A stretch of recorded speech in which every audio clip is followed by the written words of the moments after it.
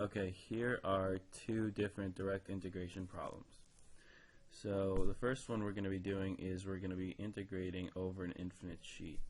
So imagine this is our sheet, and we want to find the electric field at this point right here, at this point P. Okay, so it's going to have a certain height. So the height is going to be, we're going to call it h. Now, because I said the sheet is infinite, we can consider the sheet just an infinite amount of concentric circles.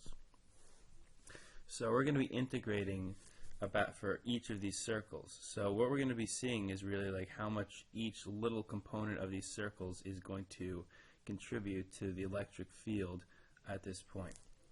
So for instance, we might have something coming from this direction right here, and we're going to see how much it affects this point. So we have to just label like what we're going to be dealing with, because we're dealing with circles, we're going to use cylindrical coordinates. So we have to make sure we know what vectors we're dealing with. So we're going to have our radius vector. So this is AR, or A rho. We use rho when we're dealing with cylindrical. And then the one that's going up this way is AZ. And then around the circle, that's our A. We can use phi. Okay, so we have our three directions, and we're dealing with cylindrical coordinates. So because we can just use this vector that we have right here. So this distance right here, we're going to call this distance rho. Okay, so this distance is some rho, and the height is h, and we're going to call this guy r. All right, so just to go over what we're going to do again, we're going to be integrating one of these circles. So we're going to add up the whole circle, and then we're going to add up an infinite amount of circles starting from the middle and going all the way out to infinity. So since we're calculating an electric field, we want to use Gauss's law, or sorry, Coulomb's law. So I'm going to write it down for you so you can take a look. This is what it is. E equals 1 over 4 pi epsilon 0 times Q over R squared times in the AR direction. Okay? Now we're going to be modifying this equation a little bit so that we can use it for this whole entire infinite sheet. So first of all, one thing that we can do to make it easier, instead of having to deal with this AR, which is a unit vector, we can times the top and the bottom by R. So then we can write this as,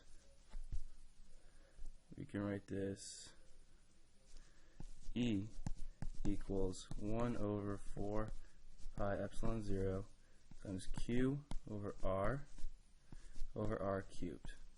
Okay? Now, because we're going to have to integrate this, we're going to want to work with this differential electric field, and we're going to integrate over the entire thing. So I'm going to rewrite it again like this. dE equals 1 over 4 pi epsilon 0 times dq over r cubed in the r hat direction. And I guess I should make sure that we write these are vectors. Okay. Now we have to remember this is a pretty important property, that that our volume charge density, or any charge density, so I'll just write a couple of these down so you can see.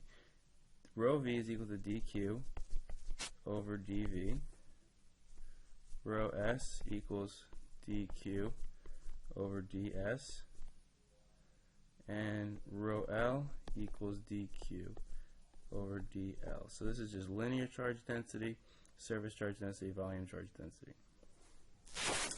Alright, so we can replace, so we have this dq right here, we're dealing with a surface, so we can replace this. So you can rewrite this as dE equals 1 over 4 pi epsilon 0 times rho s ds in the r direction over r cubed. Alright, you can see that? Okay, good. So now we want to get what's the total electric field. So we're going to move over here and keep working a little bit. So our total electric field is going to be the integral of this whole thing.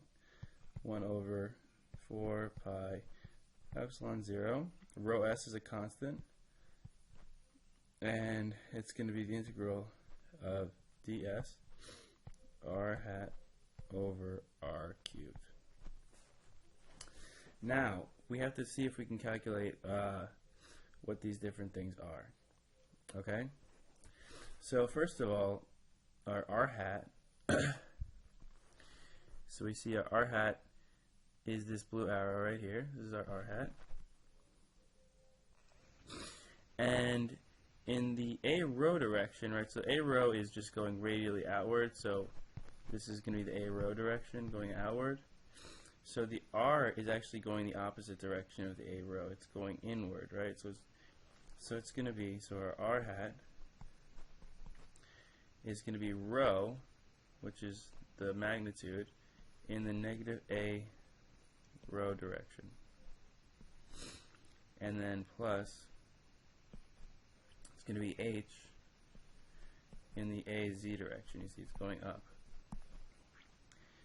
And if we want to get our r cubed, we need to get our magnitude of r, and that's going to be the square root rho squared plus h squared,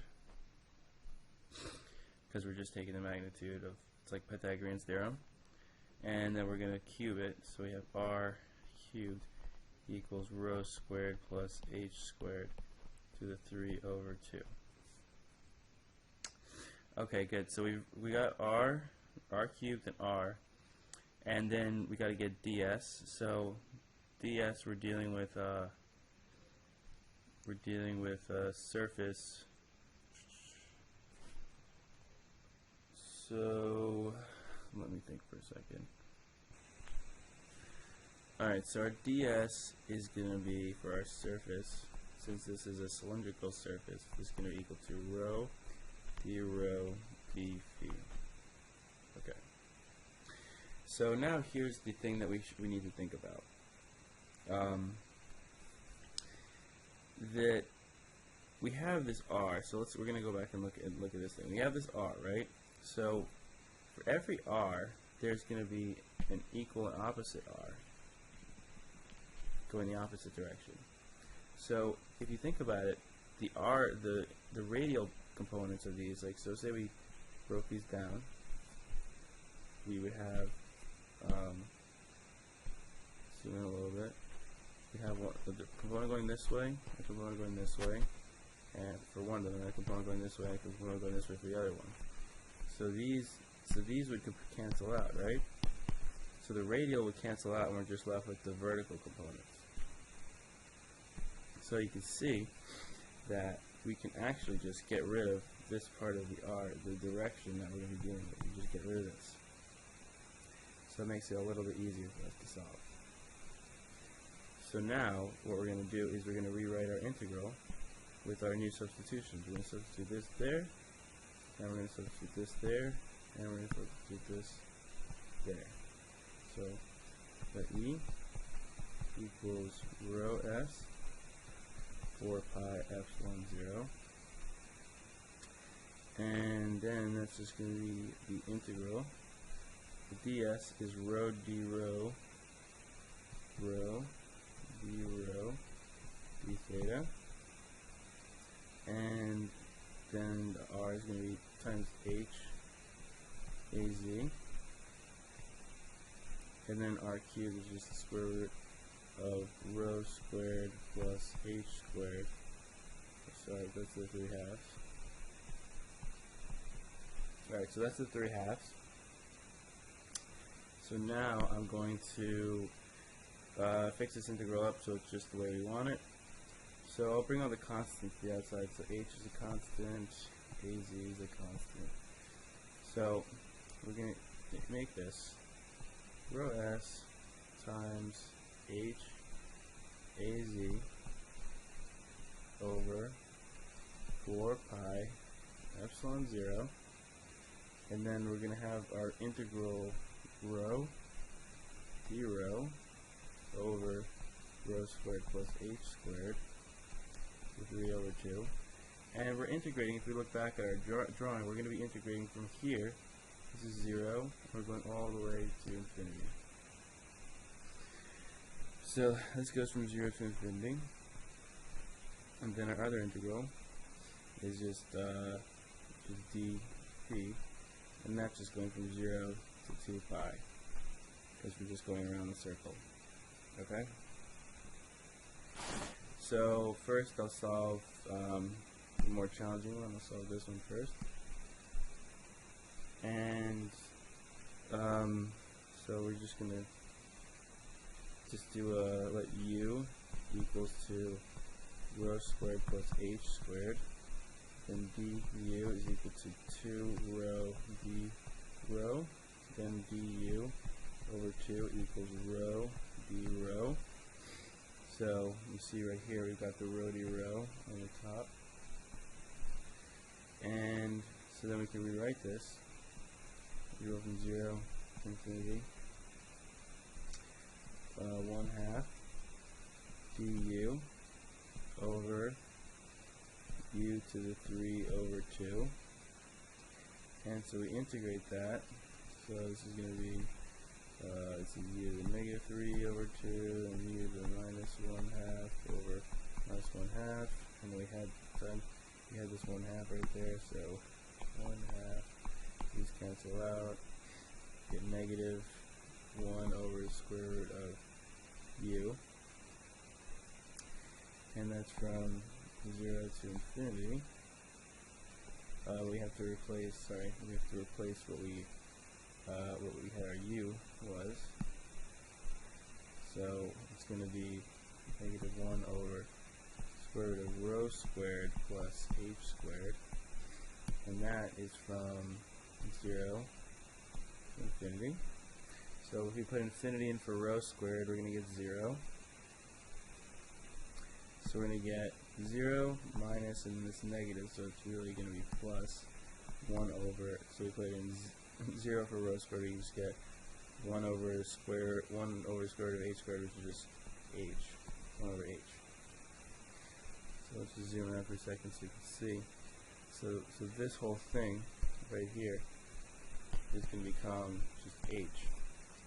Sorry, it's going to become 1 over h. So then I'll just finish this part off right over here, so you can actually see that this h cancels with this h, right?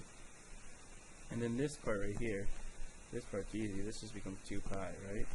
So our answer is going to be equals to E is equal to rho s az. We just get the vector, and then 2 pi, and then divided by 4 pi epsilon 0. And we can cancel out this 2 pi with this 4 pi, so we're just going to have 2. So our E equals rho s over 2 epsilon 0, and then in the az direction, or if we're dealing with just with D, which is our electric flux density, it's just rho s over 2 az. Alright, so that's it. Okay, our second problem, we're going to be calculating the electric field from an infinite wire. And we're going to calculate it at this point right here. So let's just get our different parameters. So we're going to have our height. This we can call it h. And we're going to be finding it from different points. So here's 1 point, right? This is going to be a radius. We're going to set this up a lot like the last problem. And we're going to let this be our x-axis, this be our y-axis, and yeah, and so we're going to be solving this from, let this side be L, and then this could be negative L. So we're going to integrate all along this entire wire right here. Alright, so just like the last time, we have our electric field is equal to 1 over 4 pi epsilon 0 times Q over R squared R, and we're just going to convert this dE equals to 1 over 4 pi epsilon 0. Now this time, instead of dq, our dq is going to be equal to rho L dl, since we're dealing with a line. So it's going to be rho L dl. Remember, we're going to be using the big R vector, then R cubed. So this time, and we can call this little distance right here, we can call this distance, just call this x. Okay. So, so our R is going to be, it's going to be a little bit x, but it's in the negative ax direction, plus h, and we can call that in the ay direction. Okay, that's our vector. Alright, and now let's get our R cubed. We get our magnitude of R, which is equal to square root of x squared plus h squared. And then R cubed is going to be equal to x squared plus h squared to the 3/2. Okay, and just like the last time, the x components cancel each other out because we'll have an R going this way, we'll have an R going this way. So, you know, if they intersect, you know, the vertical components are going to be the same, but the horizontal are going to cancel each other out. So we are going to neglect the ax. Okay. So now we're going to set up our integral.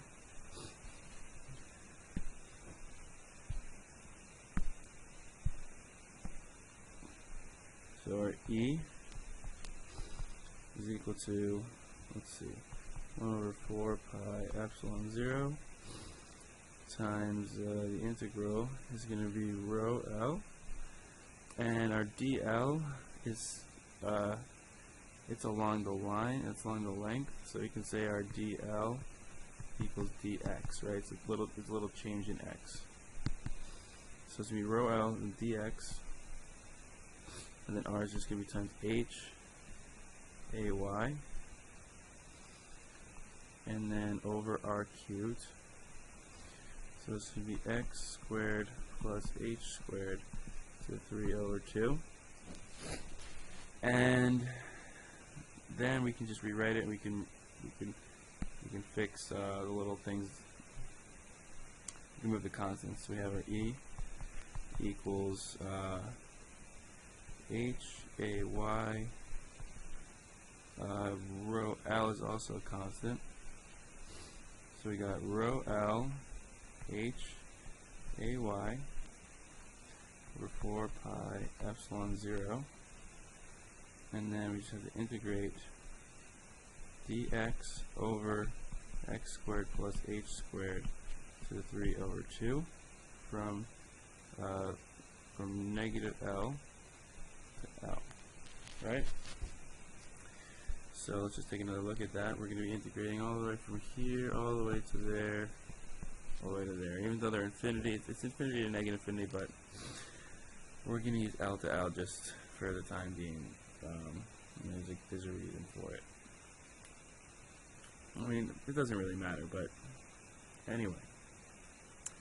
So we realize the problem is that we can't integrate this very easily. This is hard to integrate. So what we're going to do is we're going to look back at our picture, okay? So we realize here that we're going to have some angle.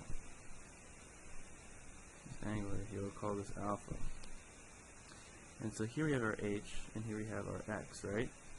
So we could say that tan of alpha equals up equals x over h, right? Or our x equals h tan alpha. So let's think about why I chose this. Let's go back down and look at our problem. So we're going to do our substitution now. And we're going to say, okay, so x equals h tan alpha. Then our dx, take the derivative, we're going to have h secant squared alpha d alpha. And we have this whole thing down here, so let's put this together, see what we get. So x squared is equal to h squared tan squared alpha, and x squared plus h squared equals h squared plus h squared plus h squared tan squared alpha. We'll pull out the h squared equals to h squared 1 plus tan squared alpha, which equals to h squared secant squared alpha. Now we have x squared plus h squared to the 3 over 2 equals h cubed secant cubed alpha. So we're going to put